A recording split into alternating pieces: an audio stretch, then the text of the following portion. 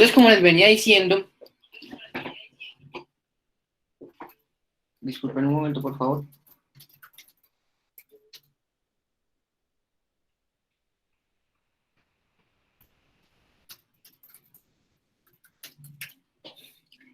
La urticaria es una enfermedad, ¿cierto? Aquí les muestro la imagen que viene del nombre urtica y ese nombre proviene de esta planta, la órtica. Esta planta es la que, por lo menos en la región acá cafetera, en la región paisa, se conoce como la pringamosa. Esta planta tiene la característica de que genera una reacción urticariforme, ¿cierto? En la persona que tiene contacto con ella, donde se van a generar unas lesiones de tipo abones. Estas lesiones se producen porque en esta parte, en la imagen inferior, vemos como unas especies de chuzos de pelos y estos tienen unas sustancias como tripsina, tienen histamina y tienen unos ácidos corrosivos que van a generar una irritación en la piel con la posterior formación pues, de las sustancias que se están produciendo y que van a generar las lesiones en la piel. Las características clínicas de los sabones, ¿cierto? Entonces es un área de edema de características y de tamaño variable rodeado de un área de eritema. Tiene la característica que el síntoma es que a veces puede generar prurito y a veces también sensación de quemazón. Su característica es que tienden a disminuir y tienen poco tiempo. Van desde los 30 minutos hasta las 24 horas. Y esto debe ser una característica fundamental y que debemos tener en cuenta en estos pacientes debido a que nos va a permitir diferenciarlos de otras patologías que pueden tener un compromiso mucho más maligno en estos pacientes. Entonces el hecho de la duración debe ser una característica que debemos tener en cuenta al momento de interrogar a los pacientes que presenten eso. Vamos a ver que el angioedema y los sabones van a tener una misma base fisiopatológica. Resulta que esto se debe, más adelante lo vamos a hablar, de que hay un aumento de la permeabilidad vascular en los plexos capilares de la piel, sino que dependiendo del sitio y de la profundidad en la que se dé, la manifestación va a ser o un abón o el angioedema. El angioedema se va a dar cuando hay una manifestación más profunda. En la parte profunda de la dermis, ya que casi que en el tejido celular subcutáneo, cuando se da ese proceso, es que se me va a dar el angioedema. Cuando este proceso se me produce en las porciones más superiores de la dermis, es que me va a producir los sabones, ¿cierto? ¿Qué tiene esto característico? Que no hay un tiempo suficiente para que se originen costras hemáticas y mucho menos liquenifacción, debido a que, como ya lo dijimos, tienen la capacidad de desaparecer rápidamente. Entonces acá les enseño dos imágenes, ¿cierto? En las que podemos ver las distintas características y formas que puede tener estas lesiones. En la lesión de la izquierda vemos una urticaria colinérgica en la que vemos una pápula muy pequeña rodeada de un centro eritematoso en las que uno alcanza a diferenciar pues en unas porciones el área de eritema. Y en el otro lado vemos un niño con un área con unos sabones bastante grandes que se unen y que forman casi que una placa que cubre toda la porción abdominal de este niño. También vemos que pueden ser abones más pequeños, pueden tener distintas formas, distintas distribuciones y se pueden localizar casi que en todas las partes del cuerpo. Vemos que estos pueden coalescer o pueden estar dispersos, ¿cierto? En todas las partes pues, del cuerpo y sus tamaños pueden variar. Esta es otra imagen también de una típica urticaria en la porción dorsal del paciente. Me disculpan un momento, por favor.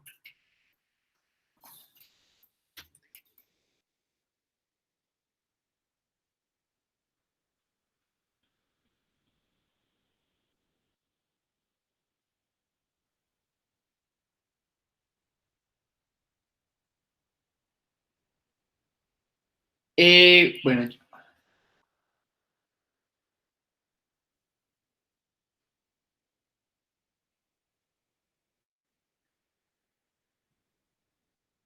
Correcto, ya. Discúlpeme la parte que estaba aceptando a las personas que querían ingresar a la reunión. Les muestro otras imágenes y otras presentaciones que puede presentar la urticaria.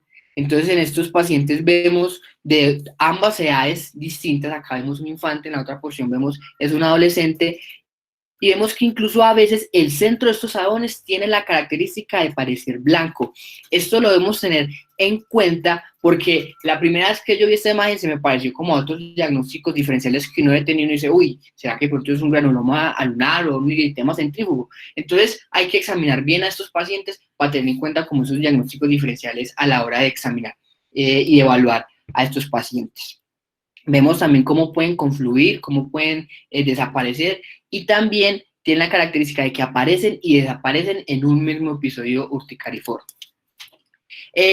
Como ya les dije acerca del edema, entonces es un edema que se produce en la dermis y en el tejido celular subcutáneo, tiene la característica de afectar las mucosas, puede producir picazón, prurito o a veces incluso dolor. Estos sí tienen la capacidad de durar más, pueden durar hasta 72 horas y afectan las mucosas, principalmente los labios, ¿cierto? La zona palpebral y el escroto pueden estar afectados por los pacientes, incluso las regiones de las manos. Acá les muestro unos ejemplos de cómo se presenta el angioedema en estos pacientes. Vemos entonces una característica típica en el labio inferior de estos pacientes, cómo se hincha, cómo está todo edematizado, y en la porción inferior derecha vemos una paciente que sufre una enfermedad que es un diagnóstico diferencial de la urticaria, que es el angioedema hereditario. Esta enfermedad se da por una deficiencia de un factor regulador del complemento, el CCB1A, y esas personas sufren constantemente estos angioedemas.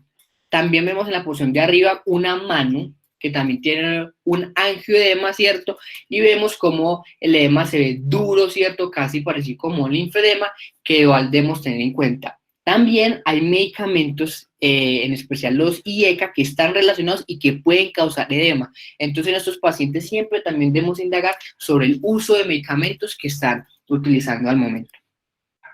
Vamos a hablar un poquito de la clasificación de la urticaria, que es muy importante para el diagnóstico, para el abordaje del paciente, pues esto nos va a permitir darle un tratamiento correcto a estos tipos de pacientes. Entonces, ¿en cómo las vamos a dividir y cómo las vamos a clasificar? Entonces, vamos a tener en cuenta dos partes. Primero, vamos a clasificarla si es aguda o crónica. Primero el tiempo. Y después, la crónica la vamos a dividir en otras partes. Este es un enfoque que me pareció muy chévere, muy claro.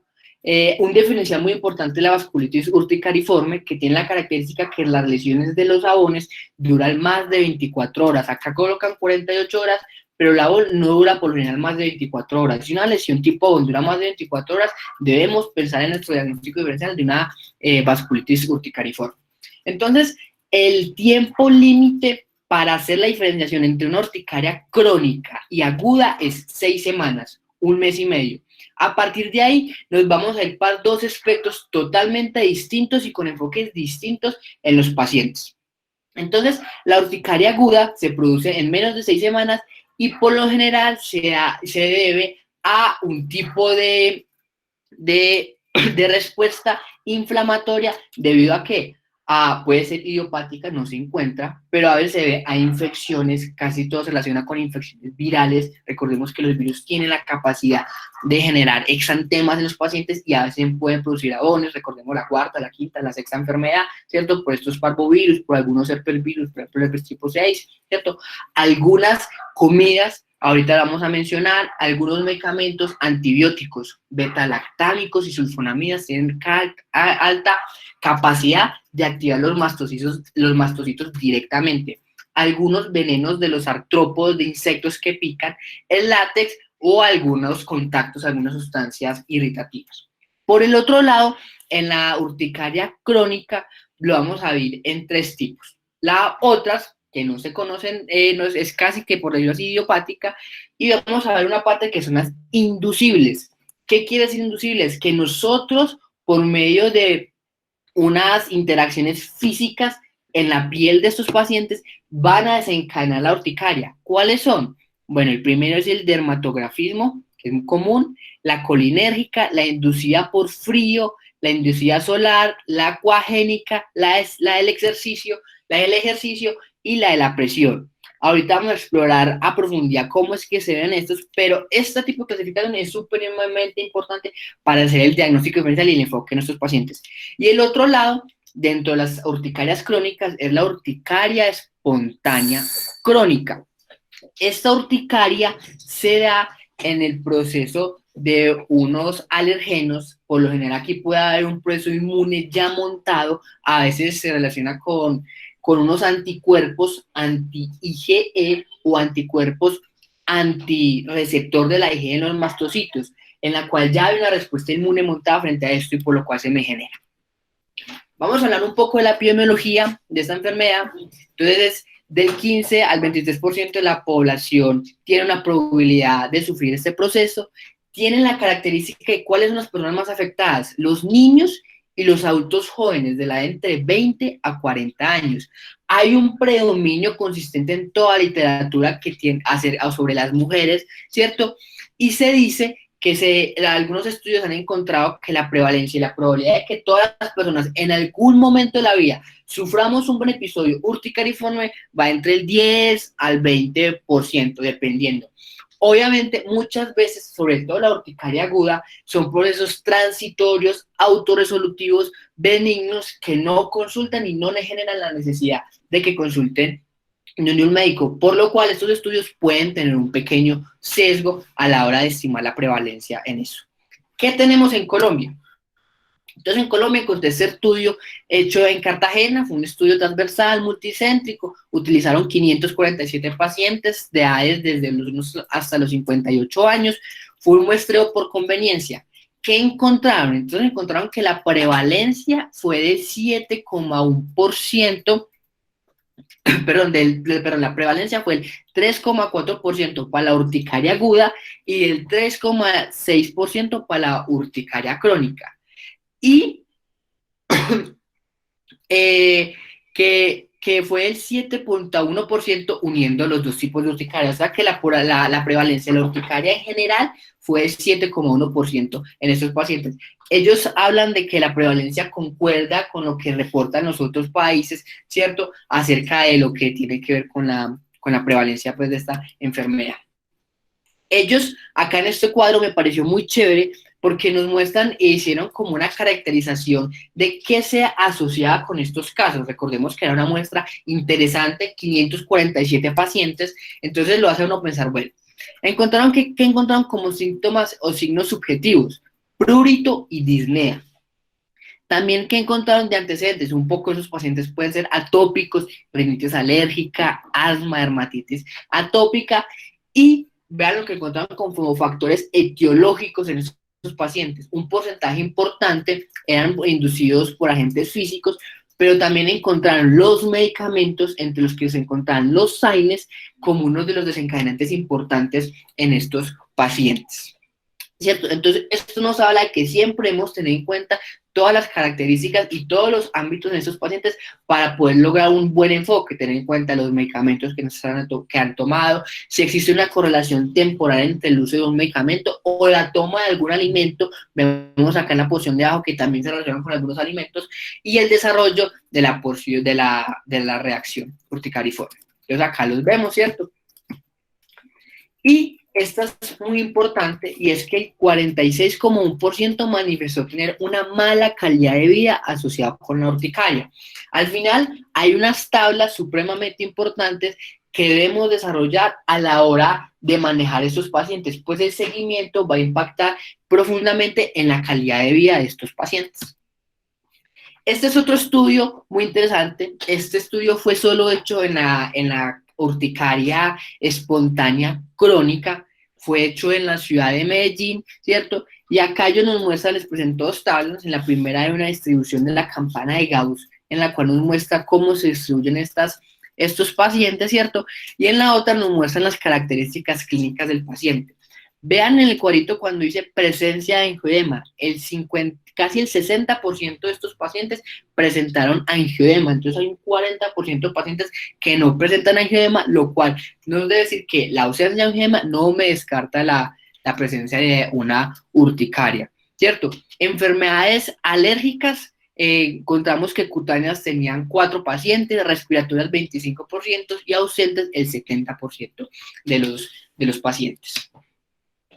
La urticaria crónica espontánea se relaciona con la urticaria crónica inmunológica, que es decir, que se remontó una respuesta inmune. A estos pacientes le hicieron la prueba de suero autólogo, que es literalmente le aplican el propio suero en una porción de la piel, y vemos cómo dieron positivos a los 60 meses el 40,2% y menos de 60 meses presentaron el 57%. Esto nos habla de lo que siempre se ha hecho esta prueba, es que no tiene tan buena especificidad a la hora de hablar de la urticaria crónica en estos pacientes y no es tan buen marcador. También siempre han hablado, y por ello lo muestran acá en la porción inferior derecha, acerca de la autoinmunidad tiroidea. Hay unos estudios que dicen sí se relaciona con la inmunidad, autoinmunidad tiroidea y con el desempeño de la enfermedad. Otros contradicen esa parte acerca de estas enfermedades. ¿Qué vamos a hablar de la fisiopatología y cómo se da el proceso fisiopatológico en estos pacientes? Clave, la célula que es el marcador en esto es el mastocito. Entonces vamos a hablar del mastocito.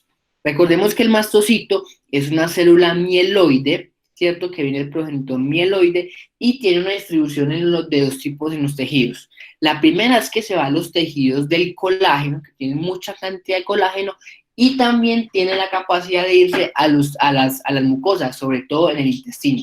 Esas son las dos partes donde vamos a encontrar el mastocito. El mastocito es una célula que está llena de gránulos. Unos gránulos que van a estar llenos de unas sustancias que van a generar unas reacciones inflamatorias.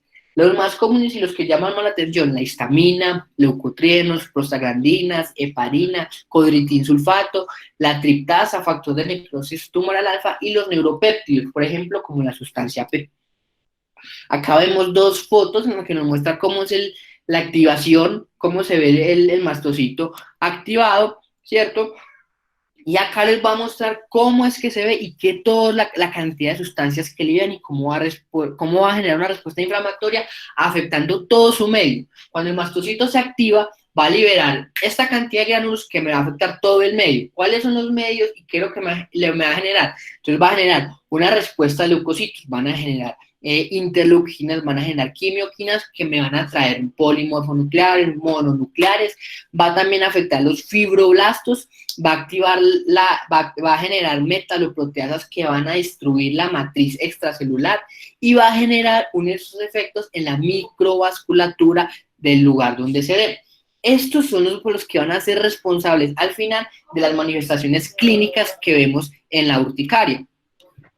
Esta es otra imagen en la que me muestra cómo estos gránulos, la histamina, la heparina, también generan otros efectos. Por ejemplo, en las células epiteliales, en las uniones fuertes en estas proteínas generadas por los desmosomas, también van a ser debilitados para permitir el paso y la diapéresis de todos los leucocitos por la respuesta inflamatoria que me generan los mastocitos.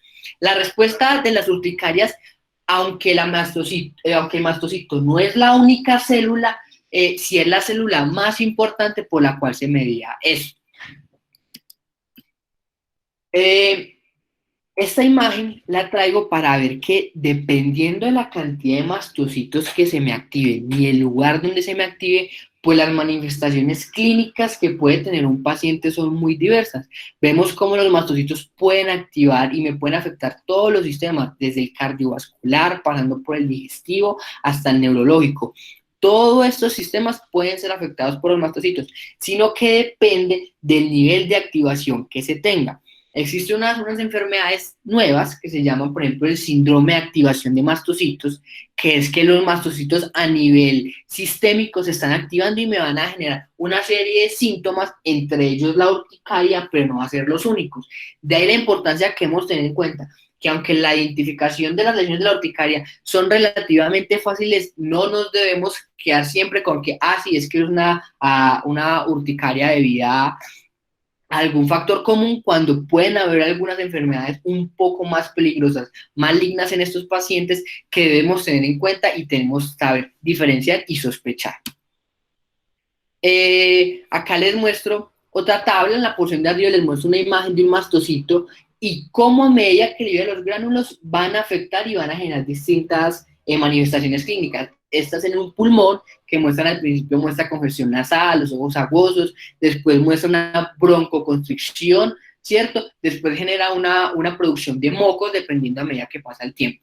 En la otra tabla les muestro cómo las diferentes enzimas y sustancias que libera el mastocito, pues afectan toda la estructura. Entonces, por ejemplo, la histamina que genera la contracción muscular del músculo liso extravascular, genera vasodilatación, genera un edema ístico, de ahí la correspondencia de por qué es que se produce a veces el angioedema, ¿cierto? Y por qué el AUN tiene esa característica que puede ser palpable al examen clínico, ¿cierto? La triptasa también, que es una proteína muy importante que genera la contracción del músculo extravascular, que se ha visto, todos estos estudios se han hecho in vitro, in vivo no, que genera cómo produce la generación del C3 y la bradiquinina, perdón, y la degradación de los neuropéptidos. Acá vemos también otros. Y un factor también, por ejemplo, muy importante, está el PAF, lo vemos en la parte de abajo, el factor activador de plaquetas, que también está relacionado con el desarrollo de prurito y vasodilatación. Esta es otra imagen en la que les muestro lo mismo, ¿cierto? Cómo se produce eso. El factor de necrosis tumoral alfa también es clave en estos pacientes, pues ayuda a la quimiotaxis y se relaciona también con la fiebre. Los neuropéptidos también se han relacionado con la característica clásica que tienen los AONs de ser muy pruriginosos en estos pacientes.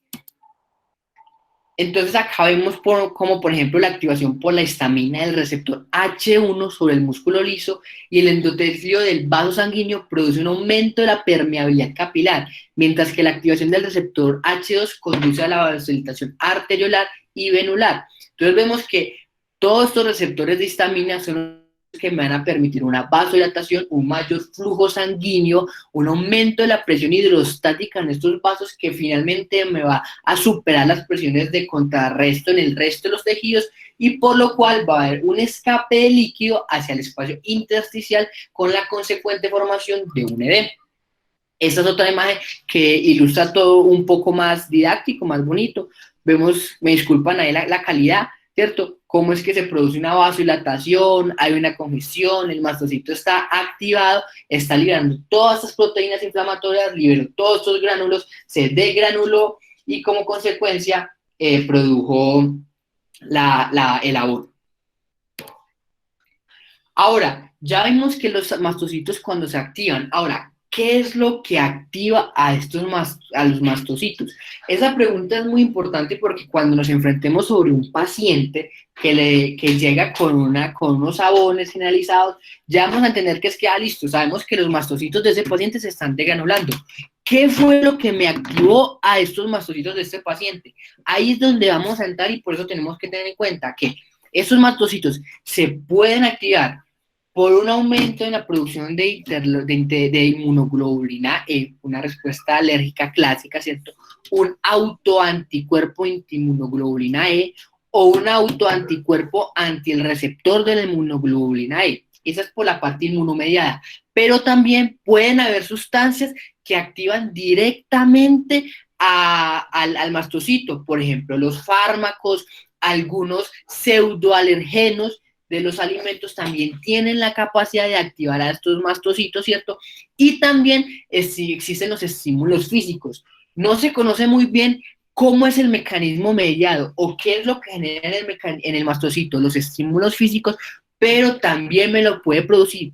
Y esta es la explicación de por qué es que se me producen las urticarias inducibles. Vemos acá en la porción donde está el rayito que dice temperatura, presión, ¿cierto? Y en base a esos dos es que se me producen todos los procesos de clasificación de la urticaria inducible.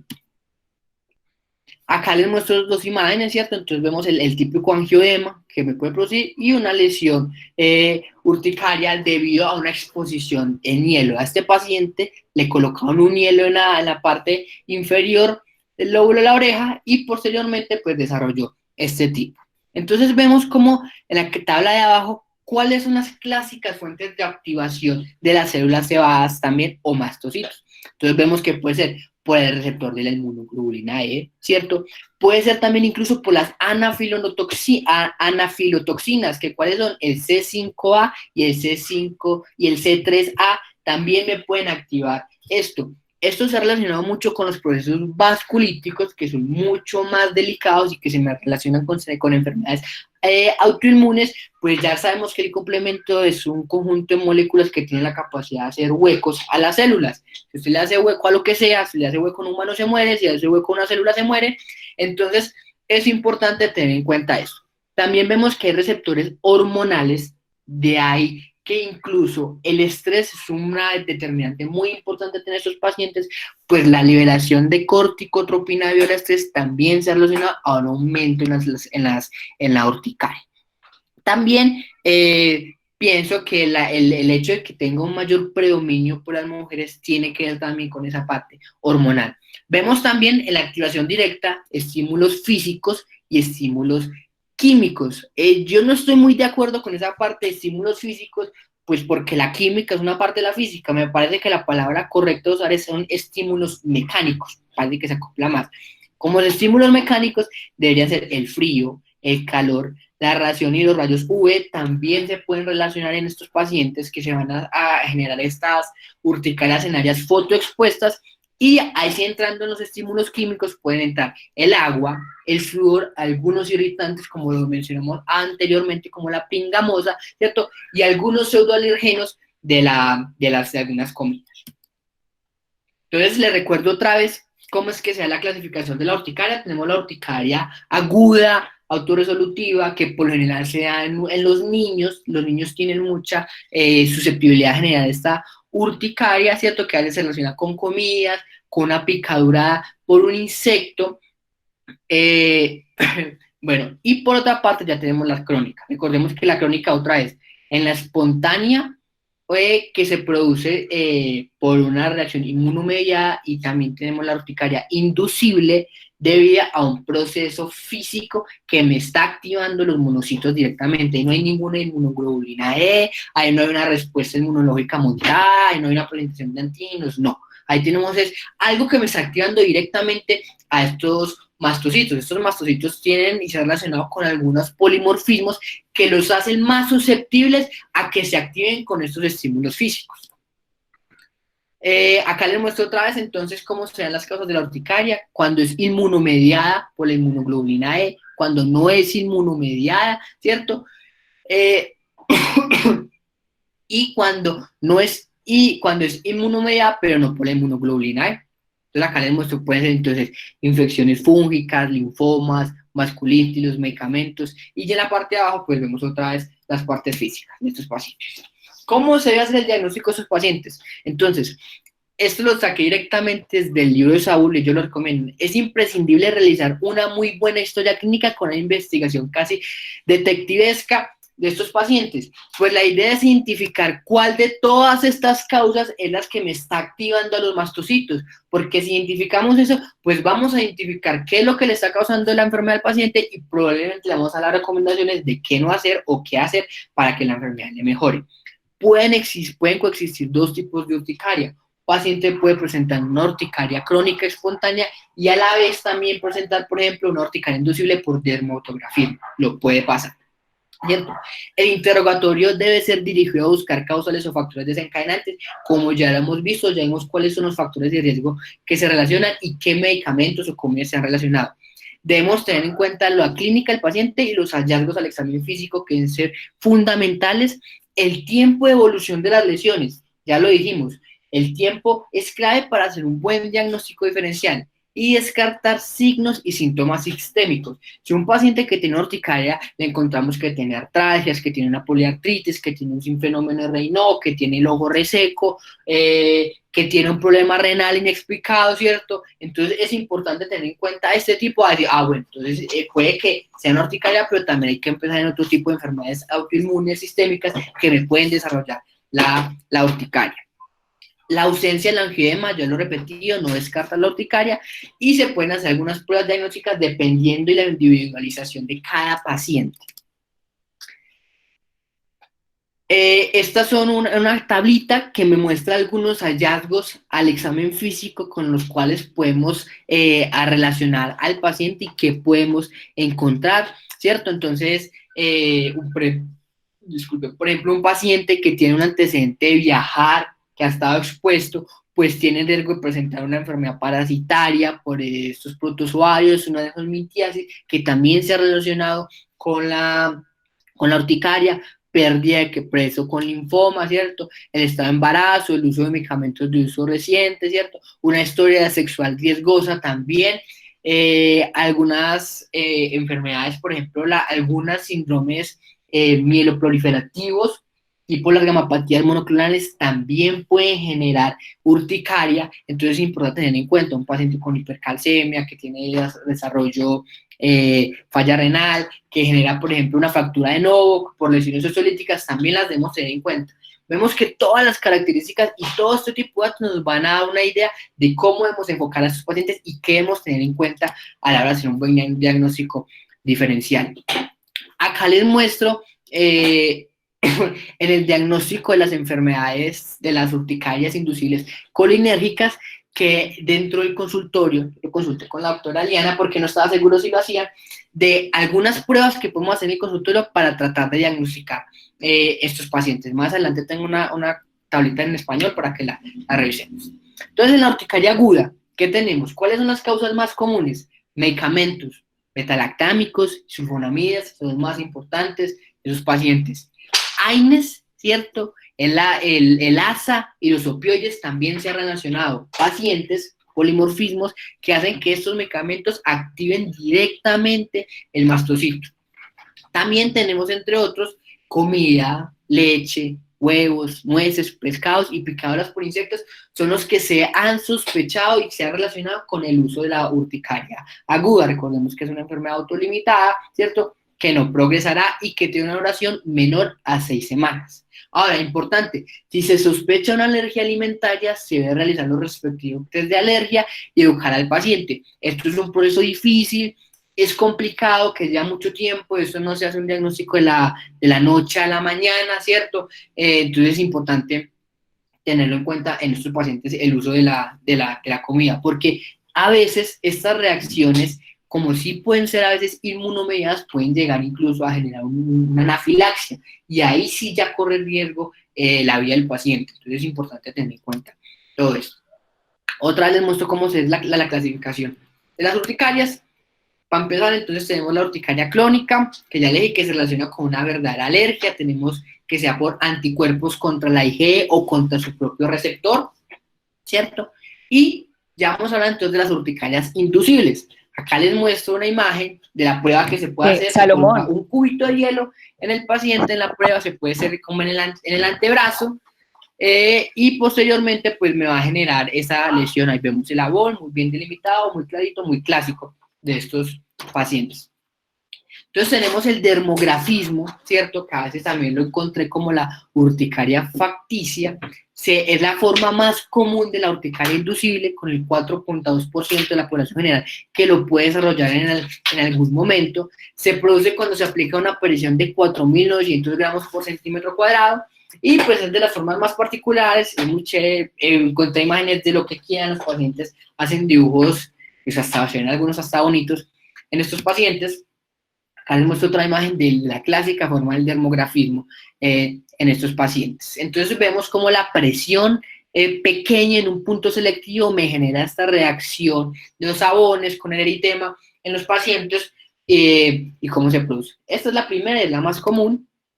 Después sigue la urticaria por frío, ¿cierto? Que se produce después del recalentamiento, o sea, una porción localizada de la piel se expone al frío. Cuando vuelve a recobrar su temperatura, ahí es que aparece la lesión con el abón, ¿cierto? Los contactos pueden ser por gases, por líquidos o sólidos, o sea, es decir, un viento frío, el agua fría, ¿cierto? Se puede relacionar. ¿Qué nos dicen las guías? Las guías nos dicen que en estos pacientes podemos pedir un pool de exámenes pequeño pero sobre todo si tenemos una sospecha de una enfermedad autoinmune. Entonces se pide pero una PCR, una BCG, de pronto un hemograma en estos pacientes, si uno tiene una sospecha de alguna enfermedad sistémica. También tenemos la urticaria colinérgica. En la urticaria colinérgica, ¿qué es?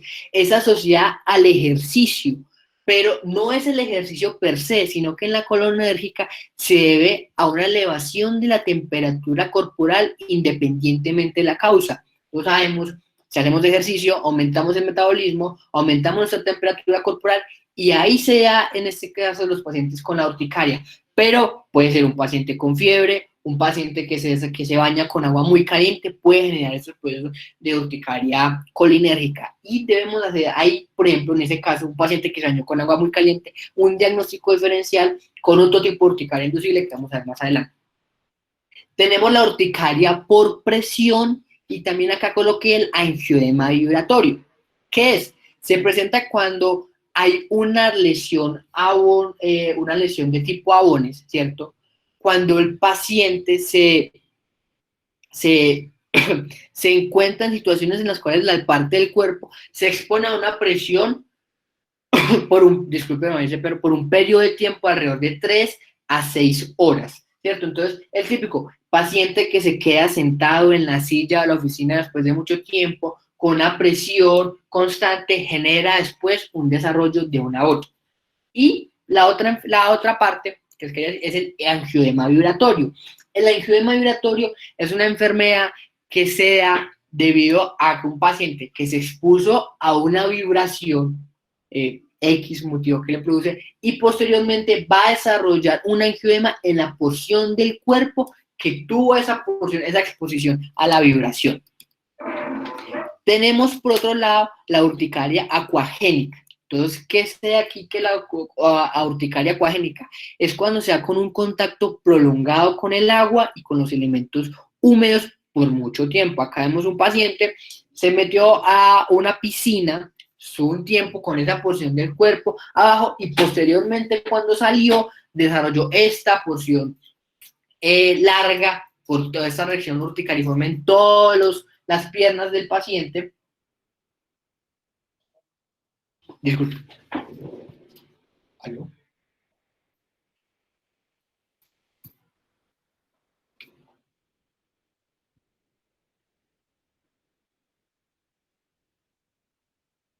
Ah, ok. Ok. Dale.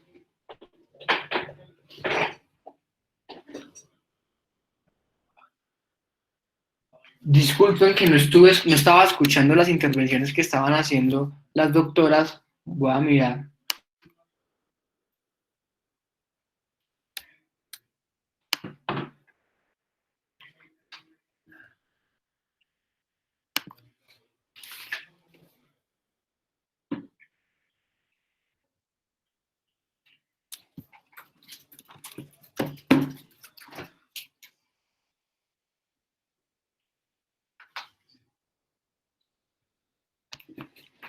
Doc, si en este momento quieren hacer una intervención, bienvenidas.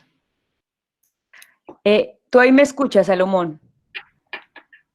Salomón. ¿Aló, sí? Que sí, tú ahí estás escuchando, ahora sí. Sí, ahora sí estoy escuchando. Perfecto, ya. Entonces déjalo así, listo. Gracias, sigue, gracias. Ah, continúo. Sí. Ok.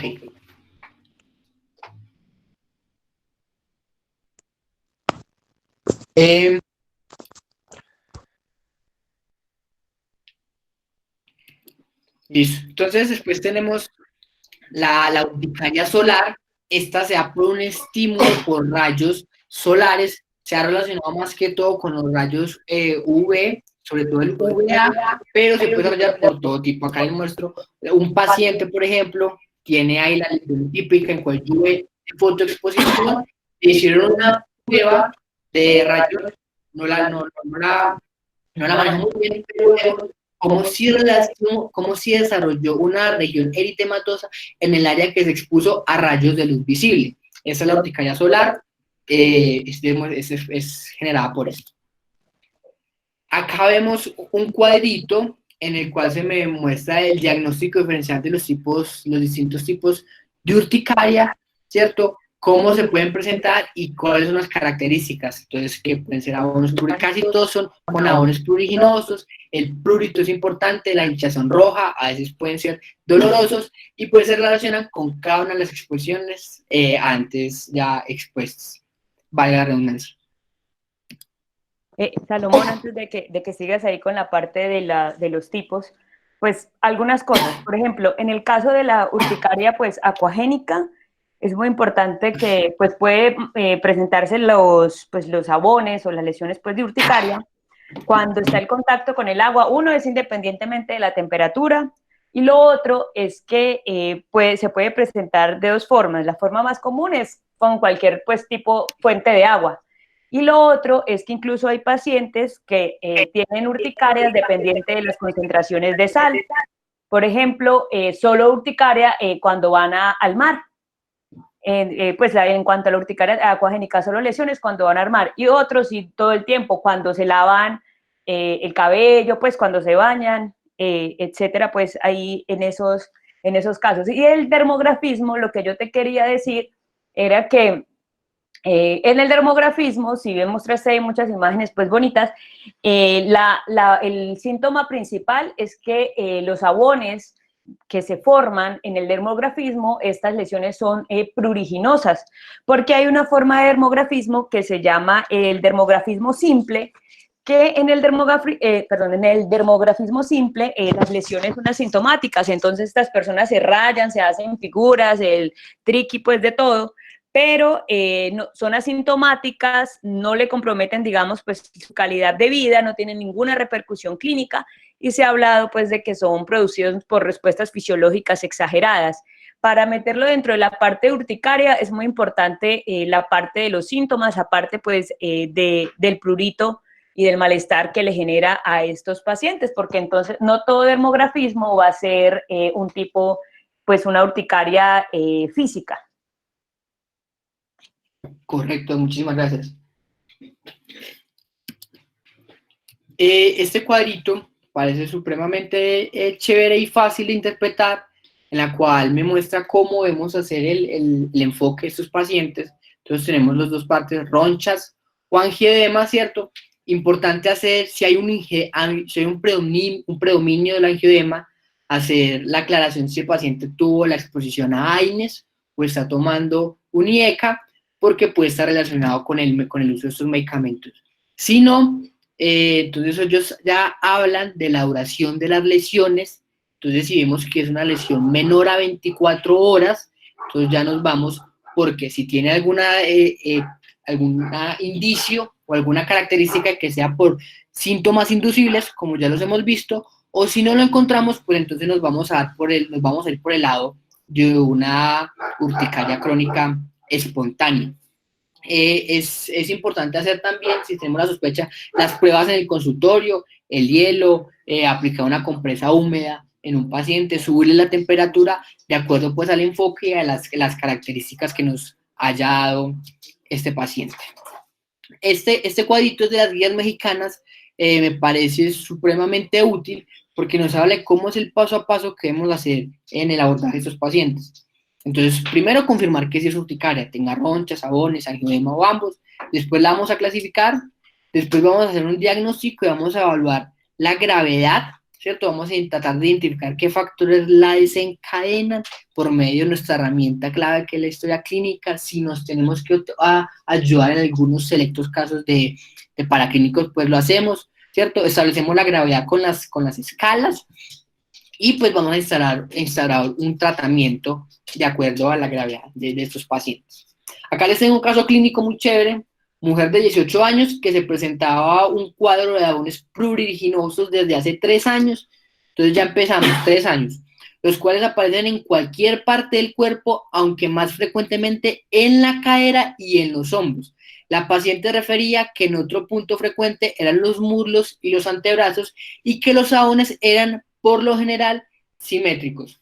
Entonces, primero encontramos que esta paciente tiene la característica, es mujer, ¿cierto? Tenemos que es una alta prevalencia, es joven, lleva 3 años, entonces ya nos vamos por el lado de las urticarias crónicas. Después se le hace un examen, un interrogatorio más profundo Resulta que la paciente trabaja en una oficina y los sabones le daban los días que iba al trabajo. Entonces se le hizo el diagnóstico a esa paciente de una urticaria por presión. Se le dieron a todos los tratamientos, se le dieron las indicaciones y la paciente finalmente mejoró. Ahí vemos en la imagen que les enseño cómo se muestran estas lesiones con la forma pues típica de los sabones, y vean las características, los lugares donde se dio y que sean simétricos ya nos hace pensar pues en el enfoque que debemos tener en este paciente y cómo lo podemos diferenciar. ¿Qué vamos a tener en el diagnóstico diferencial y qué vamos a pensar? Pues siempre vamos a pensar en enfermedades autoinmunes o también otro tipo de enfermedades un poco más complejas, son más raras, pero se pueden dar. Recordemos que un médico solo diagnostica lo que tiene en la cabeza, entonces es importante tener en cuenta. Entonces tenemos la mastocitosis cutánea macupapular, que es una lesión característica en la que se da el signo de Arier, que consiste en un edema y un eritema en el cual si se le da una parte de presión se puede convertir en una bola. Tenemos la vasculitis urticariana, tenemos el angioedema hereditario, tendremos algunos síndromes autoinflamatorios, tenemos el síndrome Schnitzler, el síndrome Glench, el síndrome de Well, ¿cierto? Por ejemplo, el síndrome Schnitzler, que es una hiper-IgM, está relacionado con síndromes como gampatías monoclonales que debemos tener en cuenta pues, en estos pacientes. Estas son otras enfermedades que se relacionan con la urticaria, entonces de nuevo la vasculitis, la mastocitosis, el síndrome de Sweet, que es una dermatosis aguda neutrofílica, algunas enfermedades o algunas mordidas por insectos también pueden tenerse, entonces pues lo vamos a tener en cuenta. En estos pacientes con este tipo de enfermedades que son mucho más graves, que tienen una afectación más sistémica, siempre debemos indagar por otro tipo de signos y síntomas sistémicos. Entonces vemos, por ejemplo, en este que casi todos presentan con artralgias, artritis, síntomas musculares, glomerulonefritis, miocarditis. Vemos que hay una cantidad de signos que no sean en la urticaria, con lo cual nos pueden ayudar a enfocar en esos pacientes. Si algunos de esos pacientes tienen una visitopenia, una linfopenia, pues debemos prendernos alarma y pensar, una urticaria me puede generar una linfocitopenia, una visitopenia o una penia en algunas líneas celulares. Es importante tenerlo en cuenta. También tenemos el angioedema hereditario, que se da por una disminución del inhibidor de la C1 estereasa, que se produce por la formación de bradicinina, puesto que este es el principal inhibidor, y es también el principal inhibidor del factor de Hagelmann y de la calicreína. Cuando todos estos factores están activados y no hay quien los inhiba, el resultado es una inflamación constante con el resultado del angioedema debido a la de vasodilatación y el aumento de la permeabilidad vascular tan grande que genera esto. Esta es una imagen, esta es la que ya se los había enseñado, cómo es de impresionante y grave el grado de compromiso que genera esta enfermedad pues en los pacientes. Acá lo podemos ver, pero no hay nada que explicar. Tenemos también importantes así la urticaria vasculítica. Clínicamente se caracteriza por qué. ¿Cómo vamos al diagnóstico diferencial en estos pacientes? Tiempo, más de 24 horas. Pueden persistir hasta 3 o 4 días, según la literatura, son recurrentes, tienen la característica que son crónicas. Los síntomas subjetivos pueden ser pruriginosas, pueden haber sensación de quemazón o de ardor, varía mucho de acuerdo a los pacientes, ¿cierto? Y clásicamente, y lo leí en varias partes de la literatura, que se caracterizan porque dejan lesiones hiperpigmentadas residuales, pero recordemos que la ausencia de esto no me la puede descartar, porque según una serie de casos se dice que solo se ve entre el 20 al 35% de los pacientes, entonces no es un signo muy fiable para guiarnos por esto la urticaria vasculítica. Les muestro dos imágenes de urticaria vasculítica en dos pacientes que muestran el eritema y cómo se ve cómo se ven estas lesiones que son supremamente parecidas a la urticaria común y corriente que vemos. En la imagen de abajo, sí vemos como una especie de placas y unos puntos que son finos que sí no se alcanzan a ver o que no se ven en las urticarias anteriores que sí nos podían hallar a un foco, pero vemos que son pequeñas y que son difíciles de diagnosticar. De ahí la importancia de un buen examen físico en estos pacientes. Salomón, ¿puedes poner la imagen anterior, por favor? Sí, esta. Sí, bueno, cuando tú hablabas, pues una de las cosas primordiales, pues es el tiempo, ¿cierto? Digamos que las horas, las 24 horas es el límite, pues que se ha establecido, pero es muy importante durante ese interrogatorio porque resulta que si bien la lesión primaria, el abón, va a durar menos de 24 horas, pero la patología como tal, si ya viste, puede durar días y semanas. Entonces es muy importante preguntarle sobre todo al paciente, bueno, si usted tiene una lesión aquí, en este punto, esta sola lesión, ¿la va a tener mañana o cuánto tiempo le dura? Porque lo que generalmente si usted les pregunta, ¿y eso le dura más de un día? Le van a decir que sí, porque el paciente entiende el concepto de toda la enfermedad y es la que le dura más de un día. Palabras que usa muy comúnmente es que las lesiones les caminan o que son lesiones como mapas. Entonces, incluso a veces es muy importante decirles, bueno, márquese la lesión y mañana miramos o usted va a documentar si mañana esa lesión que se marcó todavía la tiene, pues después de 24 horas. Entonces es muy importante preguntarle por las lesiones individuales, porque es la lesión individual la que va a durar menos de 24 horas. Los abones van a seguir apareciendo y desapareciendo durante días y durante semanas, de forma diaria o casi diaria. Lo otro es lo que tú dices ahí, por ejemplo, en la figura 8 que muestras, que se muestran como unas lesiones petequiales ahí, que dice que son como parches de hemosiderina. Bueno, si el paciente se rasca debido a que estas son lesiones muy pruriginosas, hablando de urticaria, pues el paciente puede dejar ya sea lesiones de pigmentación posinflamatoria o estas lesiones también secundarias al rascado. Entonces es muy importante revisar sitios donde el paciente no llegue, no llegue con las manos, no, que no son accesibles para rascarse, para mirar si en esas zonas hay o no pues algo residual. Porque otra de las características que hay que tener en cuenta para diferenciarla con esta vasculitis urticarial o urticaria vasculítica es que los abones de urticaria cuando desaparecen, ellos no dejan nada. Como son de tan corta duración, al desaparecer esta lesión primaria, la piel queda limpia, como si nada hubiera pasado. Entonces eso es como lo que hay, como lo que nos ayuda a estar dentro de uno y dentro de otro. Pues hay más cosas, pero eso es como una de las principales. Perfecto, Eli, muchísimas gracias. Eli, no sé si me oyen. Chido. Sí, profe. ¿Sí?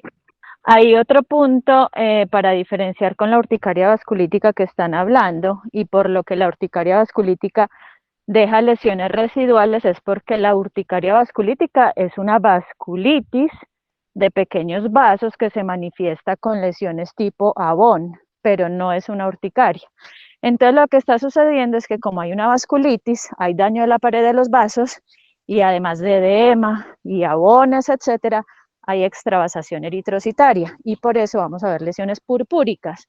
Lo que no sucede en la urticaria común, pues en la urticaria sí no vamos a tener extravasación eritrocitaria y por eso, a menos, como dice Eliana, lógicamente, no es lo más frecuente. Entonces es la diferencia de por qué sí hoy, no solamente porque las lesiones de urticaria duren poco, sino porque la fisiopatología es diferente. Va a haber daño en la pared vascular, en la vasculitis, en la urticaria vasculítica, y por eso va a haber lesiones purpúricas. Muchas gracias. Una pregunta, como son purpúricas, estas lesiones no deberían desaparecer a la egiptopresión, ¿es correcto? Exactamente, las lesiones residuales que deja la urticaria vasculítica son unas máculas, muchas veces se ven como pigmentadas o a veces son claramente purpúricas o violetas que no desaparecen a la digitopresión.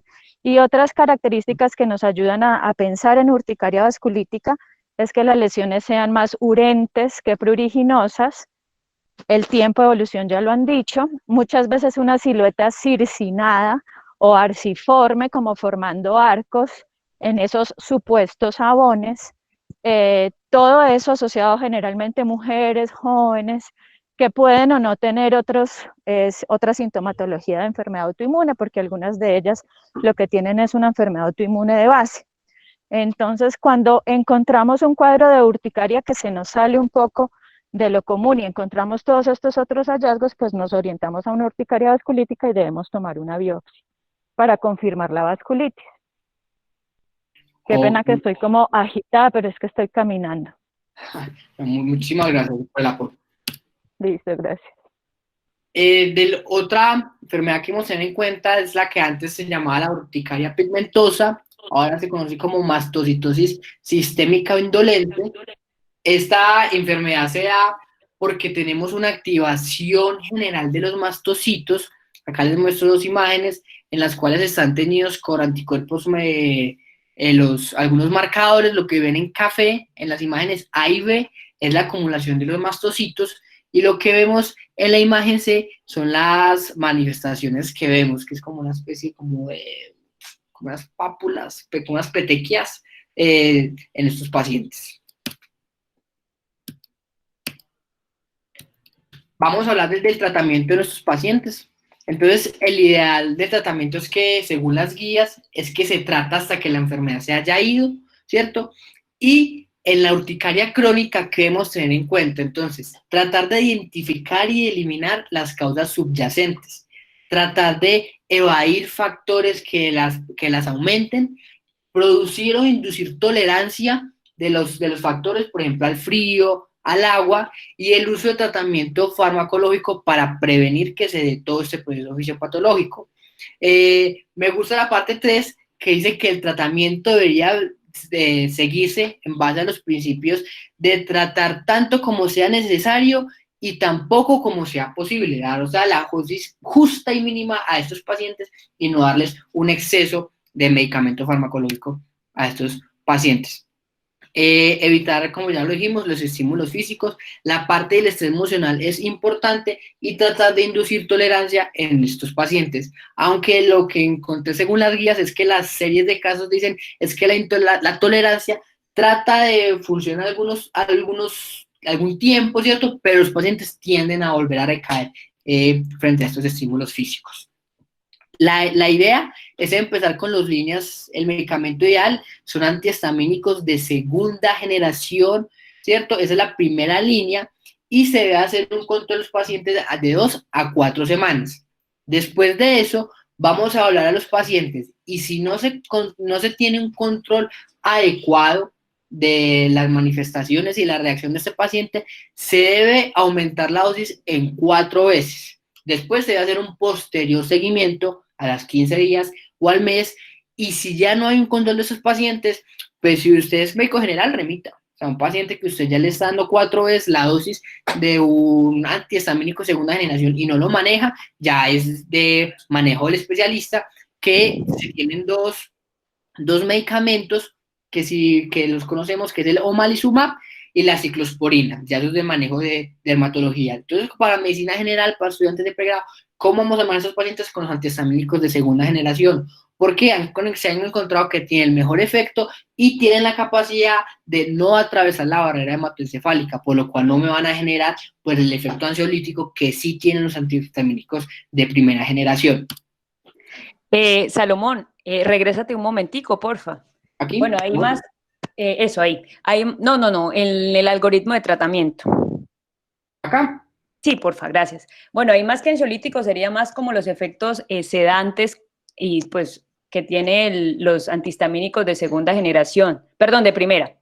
Bueno, entonces aquí tenemos en el algoritmo que tiene ya Salomón, es que lo que vamos a usar, entonces se prefieren los antihistamínicos de segunda generación. La primera línea es la dosis usual, llámese loratadina, cetiricina, fexofenadina, leocetiricina, desloratadina, cualquiera de esos a la dosis que normalmente se usan, ¿cierto? Y se espera más o menos de 2 a 4 semanas, eso según el compromiso pues en el paciente y la afectación de la calidad de vida. Bueno, después de 2 a 4 semanas, lo que se busca es aumentar la dosis hasta 4 veces de ese mismo antihistamínico de segunda generación que se usó inicialmente. Pero, Eli, Señora. eso sí el paciente no ha tenido respuesta, ¿cierto? Ah, sí, claro, si el paciente no responde, si el paciente sí responde, se deja con la dosis a la que el paciente responde. Exacto, Mínima se usa efectiva. la dosis mínima efectiva, exactamente. Sí. o sea, teniendo en cuenta como la premisa de Salomón, la que más le gustó que presentó hace unas diapositivas, la dosis más mínimamente efectiva. Y si ya después de que se aumenta el mismo antihistamínico hasta 4 veces su dosis y el paciente no responde, entonces lo que mencionan es que a los antihistamínicos pasaríamos a la tercera línea, que sería adicionarle el omalizumab. Varias de las consideraciones que tienen en cuenta son, entonces, uno, no usar antihistamínicos de primera generación como hidroxicina, difenhidramina y clorfenamina, que son igual, esos son los que tenemos en el POL, ¿cierto? Primero porque ustedes saben que se puede hasta subir la dosis 4 veces, entonces estos antihistamínicos de primera generación tienen efecto a nivel del sistema nervioso central, produce somnolencia, producen agitación, confusión, pueden producir alteraciones del sueño, arritmias, incluso alteraciones del intervalo QT, entonces se prefiere no usarlos. Por otro lado, tampoco se recomienda adicionar anti-H2.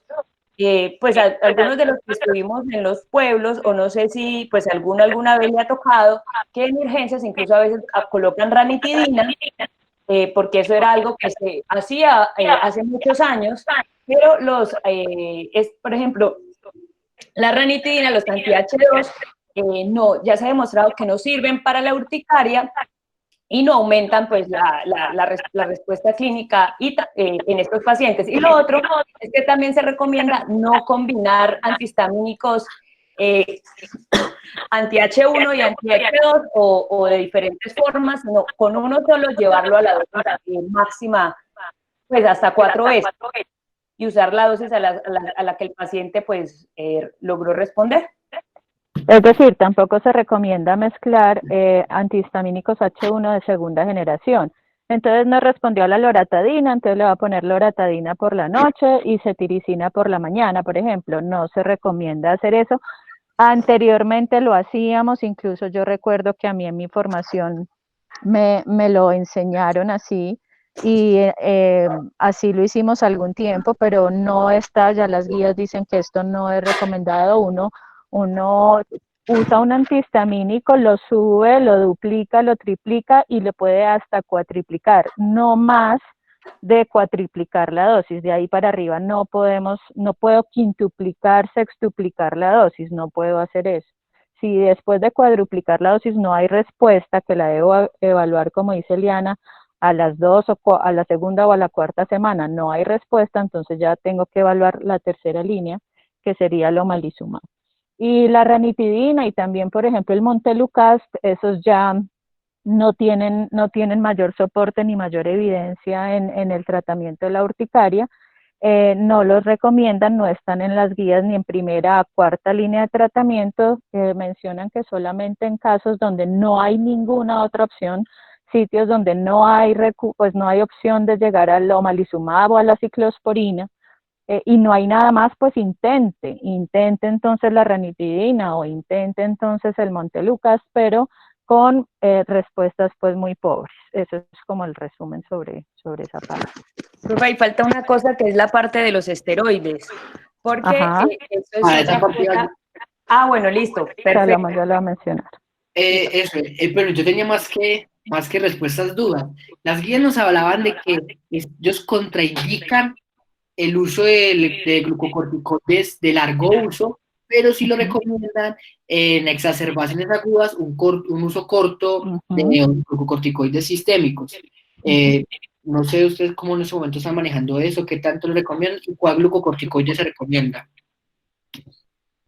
Yo en general trato de evitar al máximo el uso de esteroides en urticaria y de enseñar que los esteroides no son el tratamiento de la urticaria. El tratamiento de la urticaria son los antihistamínicos como primera línea, porque uno se encuentra desafortunadamente que, a pesar de que lo decimos y lo repetimos, en los servicios de urgencias uno ve como el tratamiento de un cuadro de urticaria aguda o crónica para un paciente que llega a urgencias por su cuadro de urticaria es que le ponen su esteroide de depósito que dure 48 horas, una dexametasona, y le ponen un antihistamínico y muchas veces por poco tiempo el antihistamínico. Entonces el paciente vuelve y repite con sus lesiones a los 5, 6, 7 días, está otra vez con su cuadro tratado. Entonces el esteroide no es, o sea, obviamente le va a dar alivio al paciente en ese momento, pero no es la solución.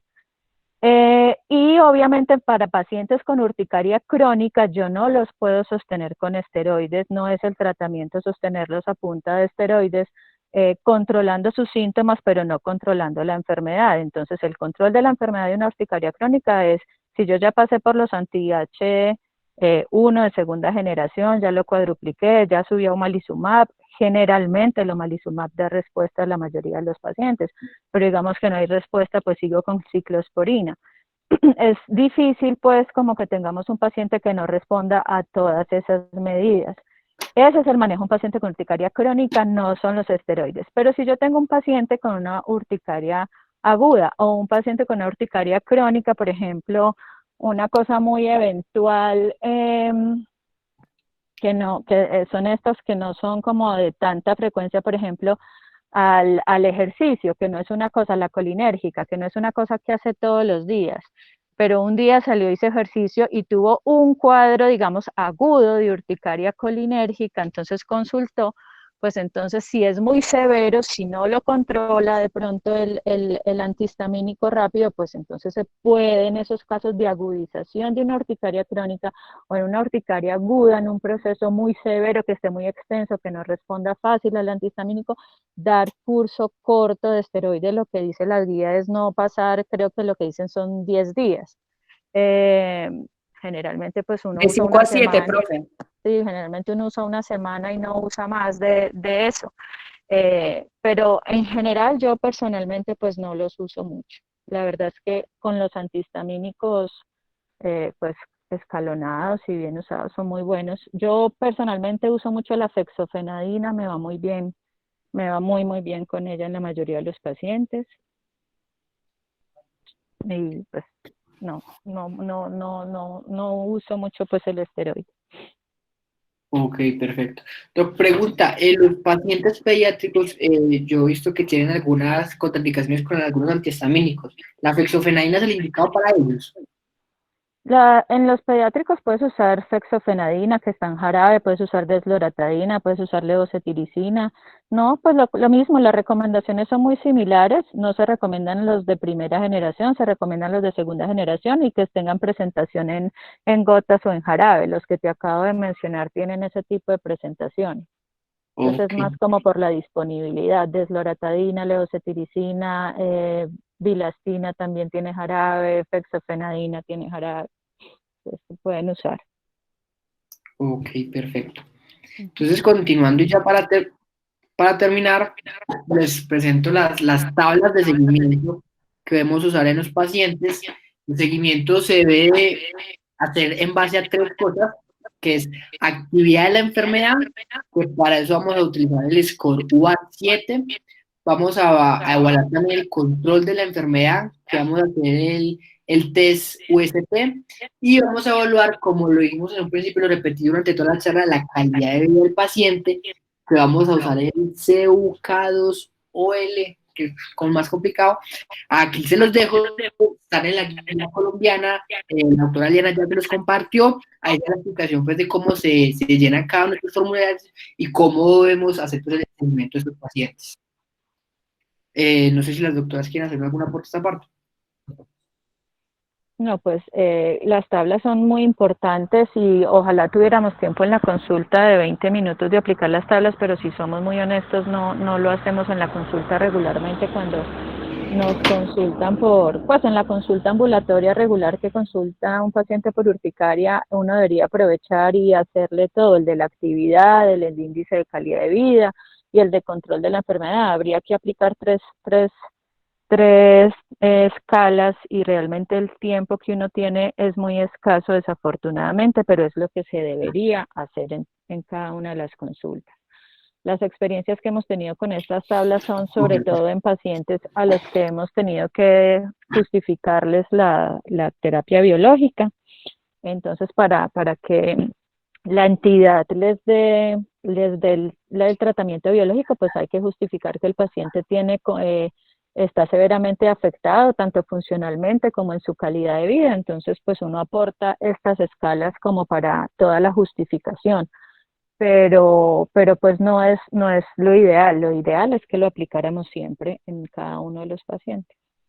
Profe, eso se puede, por ejemplo, o de lo que hemos hecho algunas veces es que pues uno se le imprime al paciente, usted le inicia el antihistamínico o el tratamiento y como usted lo va a citar a un control para mirar si responde o no en 2 a 4 semanas, el paciente llega ya con todo eso lleno y ustedes Sí. tienen ya un punto para comparar. Sí, eso hay que hacerlo, eso habría que hacerlo. Así le llegue a otro dermatólogo, porque lo que pasa es que muchas veces no es uno mismo, ni siquiera el que sigue viendo, controlando pues al mismo paciente. Lo ideal sería tener como se tiene en clínica de psoriasis, clínicas de estos pacientes, por lo menos para los de urticaria crónica. La clínica donde uno sea un grupo de médicos de dermatólogos con experiencia y conocimiento pues, de la entidad que estén manejando el paciente, que tengan su acompañamiento psicológico, que se les esté haciendo todo el seguimiento con las tablas permanentemente, que se les esté haciendo seguimiento telefónico para ver cómo van, si necesitan pruebas de alergia, que se tenga contacto en la clínica con el alergólogo, pero aquí como desafortunadamente trabajamos a veces en un sistema donde todo está muy atomizado y no siente uno muchas veces como que el paciente es el paciente de uno, sino que uno lo ve una vez cada año. Es a veces muy difícil hacer como esos seguimientos a estas enfermedades crónicas. Desafortunadamente es un problema del sistema que nos va volviendo a todos un poquito también como despersonalizados del paciente, siento yo. Ok, listo. Quizás el apunte que el omalizumab es el anticuerpo monoclonal ante la inmunoglobulina E. Y respecto a las urticarias inducibles, también existen dos variantes, que es la urticaria debida al calor. No es diferente a la colinérgica, que es un aumento de la temperatura corporal del paciente. En la urticaria inducible al calor es una porción del cuerpo que se expone a la elevación de la temperatura y puede generar una reacción, como ya hemos visto. Eso es como el último apunte que les quería dar. Esta es la parte que les voy a dejar y pues muchísimas gracias. Espero que hayan aprendido durante esta charla, que hayan aclarado los conceptos y muchas gracias por este espacio. Muchas gracias, Salomón. Pues antes de yo decir algo, quería saber si de pronto alguien tenía alguna pregunta.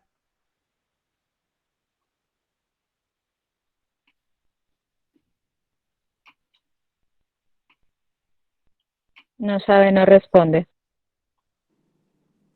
Eli, hay una pregunta en el chat. Creo que hay varias. ¿En el chat? Sí, en el chat. Revisa. Bueno, la pregunta de Daniela creo que ya la resolvimos como en el transcurso porque vimos que después del uso de antihistamínicos o malizumab si no hay respuesta, se pasaría entonces a los antihistamínicos ciclosporina. Cuando la realización de actividades.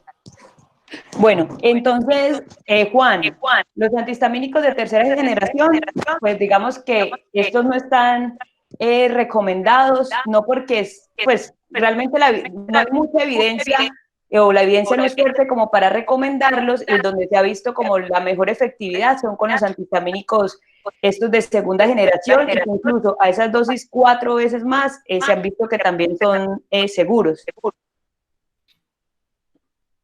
Yo no, ¿ustedes también escuchan mi voz 2 veces o soy yo? No, solo usted, Eli. Yo la oigo bien. No, Eli, tienes eco. Cuando hablas, sí se escucha un eco. Ah, yo no. Bueno, no sé, espérame. ¿Escucha el eco o ya no? Profe, es que creo que el eco es de su micrófono. Yo también creo que es por el de la doctora Julia, sí. Entonces, espere, yo silencio. Listo. Bueno, dentro de las cosas que yo quería como decir y precisar, entonces era como imaginarnos en el contexto de estamos en el servicio de urgencias y llega el paciente pues con urticaria. Las urticarias agudas son un tanto más comunes pues en niños y las crónicas son mucho más comunes pues en adultos. En niños realmente las crónicas son más bien un poco raras.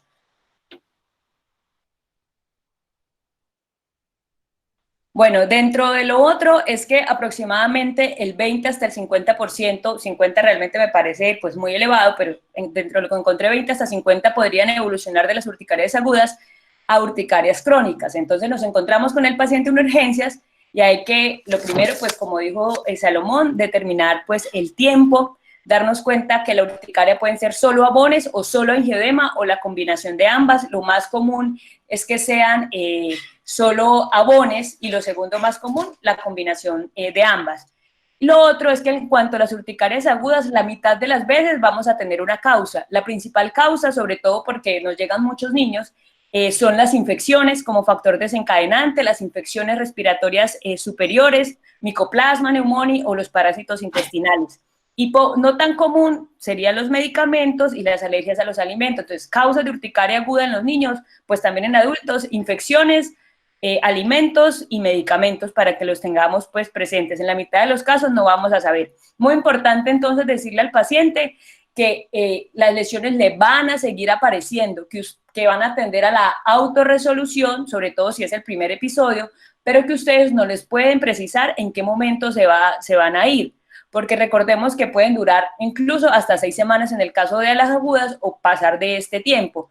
Esto para que los pacientes sepan cómo tratarse y para evitar las reconsultas, porque lo que pasa es que muchas veces llegan, se les hacen los manejos y el paciente puede durar 6, 8, 10, 12 horas en urgencia desde que usted recibió hasta que entregó el turno y sigue todavía con lesiones. Y por supuesto las va a seguir teniendo. Entonces era una de las cosas que quería pues precisarles, decirles esto no se le van a quitar, van a seguir volviendo y que el paciente sepa cómo igual pues tratarlas y ayudar a identificar los desencadenantes pues si los hay.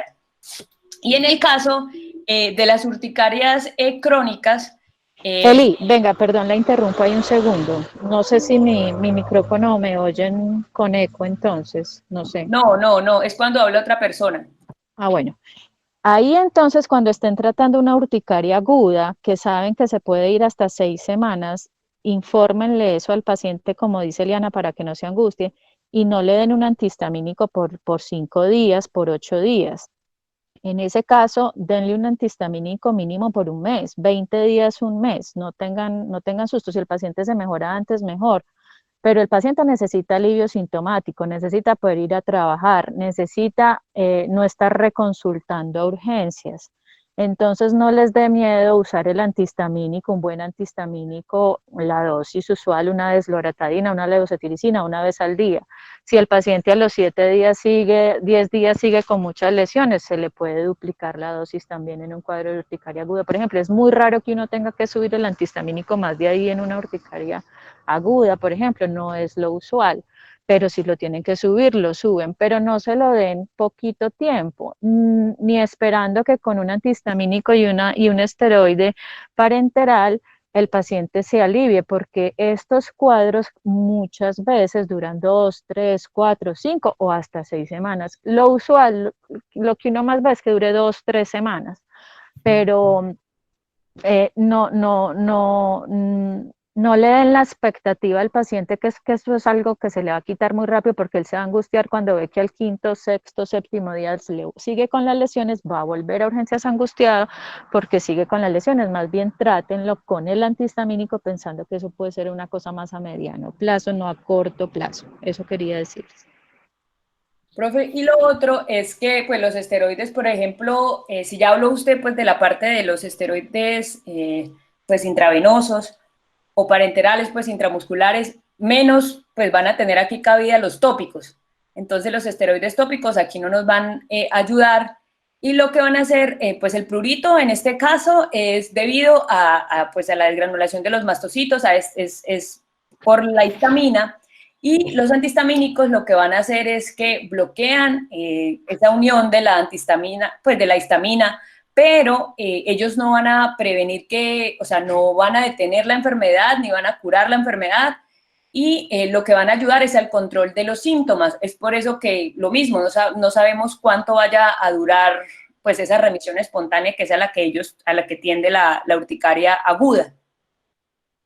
Entonces, esteroides tópicos, pues tampoco. En cuanto a la urticaria crónica, y se me olvidaba decirles una cosa muy importante, sobre todo en la parte de las lesiones, porque pues tenemos que saber en qué momento es una urticaria, pues sí son lesiones de urticaria. Entonces, muy importante, ya les dije lo de la duración, pero las características de las lesiones.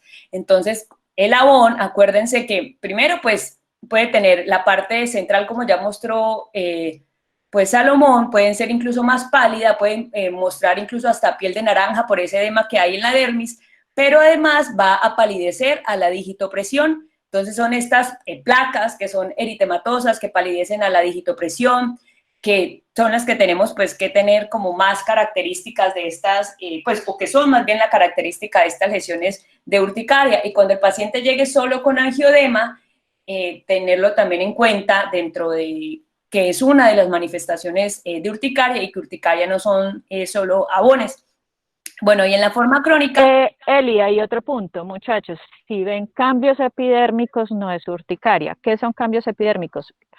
La lesión es descamativa, no es un abón. Si la lesión está descamando, no es un abón. Si la lesión tiene vesículas, costras, ampollas, liquenificación, todo eso son cambios epidérmicos. Eso no es un abón. El problema del abón está en la dermis, no está en la epidermis. Entonces, si la epidermis les está hablando, les está diciendo algo por descamación, vesícula, costra, liquenificación, etcétera, eso no es un abón. ¿Listo? Eso es más un eczema o una enfermedad papuloescamosa, pero no es un abón. ¿Listo?